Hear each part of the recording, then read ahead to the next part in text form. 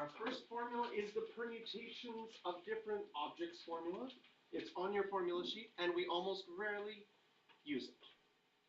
And we'll talk about why we rarely use it in our next example, where we'll do the example like we normally would and then realize we didn't need the formula, only to look at the formula afterwards. So the formula says the number of permutations of n distinct objects taking r at a time is n factorial over n minus r factorial.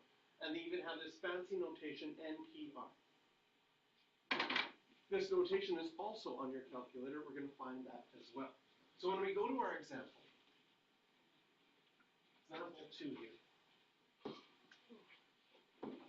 8 students are competing in a 200-meter race.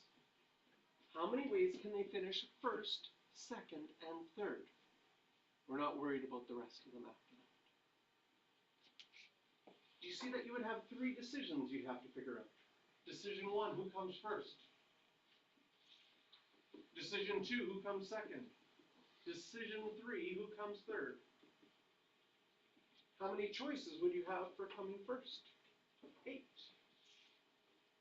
How many choices for second? 7. Same person can't come first again. They kind of like, I guess it'd be a really sad race if they won, ran back to the beginning, and started again and still came in second. That would be very sad. And third would only be 6 choices. Now, according to the formula, this is the same as we had 8 objects and we placed 3 at a time. According to that formula, we should write, because if I write the formula out here from your formula sheet, it has n factorial over n minus r factorial. So our n would be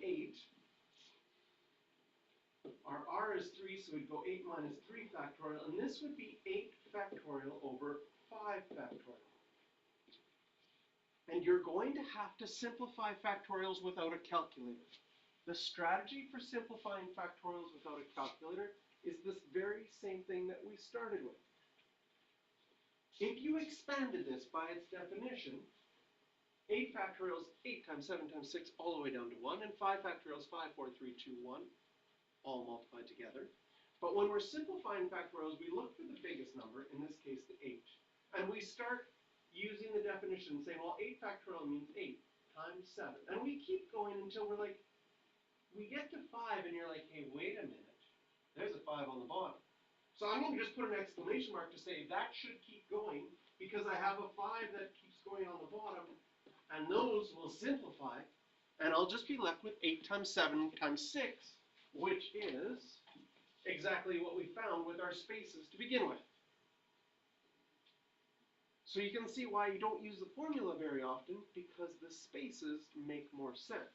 In fact, there's a connection between the formula and the fundamental counting principle, is that in the formula, this number always represents your number of decisions or your number of spaces. And this is the number you start with. If you had 3 spaces and started with an 8, do you see that you had 8, 7, 6? And so there's a connection between the formula and our fundamental counting principle. For the most part, though, you're going to solve these with the fundamental counting principle.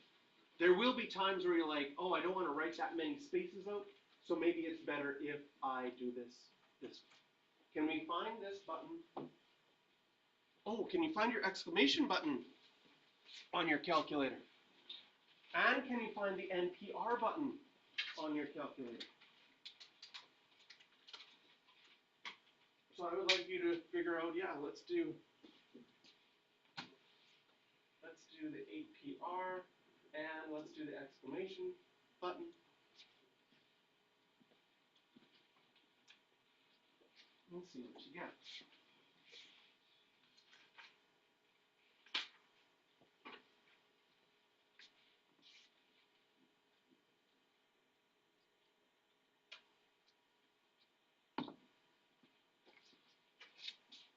On a graphing calculator, if you hit the math button,